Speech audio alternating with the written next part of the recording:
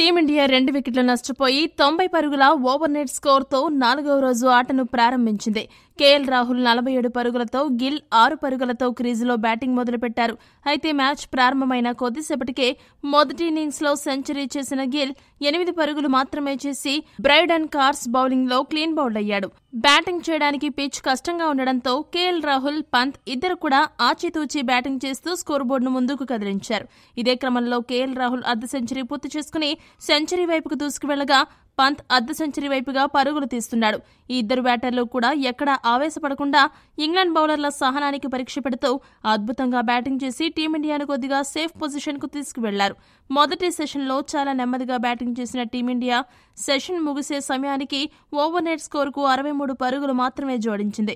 మొదటి సెషన్ ముగిసే సమయానికి టీమిండియా 3 వికెట్లు నష్టపోయి 153 పరుగులు చేసి 159 పరుగుల ఆధిక్యాన్ని సాధించింది. కేఎల్ రాహుల్ 72 పరుగులతో, పంత్ 31 పరుగులతో క్రీజులో ఉన్నారు.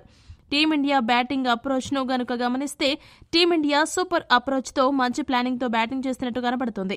కష్టంగా ఉన్న బ్యాటింగ్ పిచ్పై భారత బ్యాటర్లు చాలా నెమ్మదిగా ఆడుతూ ఇంగ్లాండ్ బౌలర్లకు అవుట్ చేసే అవకాశం ఇవ్వకుండా బ్యాటింగ్ చేయాలని ముందుగానే అనుకున్నారు. అందుకు తగ్గట్టే మైదానంలో బ్యాటింగ్ చేస్తున్నారు.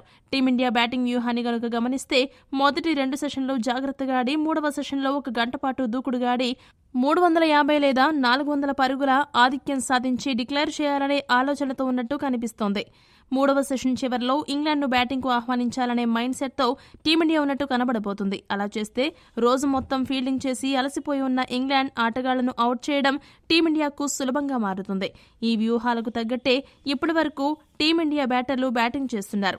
మరి మిగతా 2 సెషన్లలో టీమిండియా వ్యూహాన్ని ఇంగ్లాండ్ బౌలర్లు ఎలా అడ్డుకుంటారో వేచి చూడాలి. ఈ వీడియో కనుక మీకు నచ్చినట్టయితే లైక్, షేర్, కామెంట్ చేయండి. మరిన్ని స్పోర్ట్స్ అప్డేట్స్ కోసం మా ఛానల్ను సబ్స్క్రైబ్ చేసుకోండి.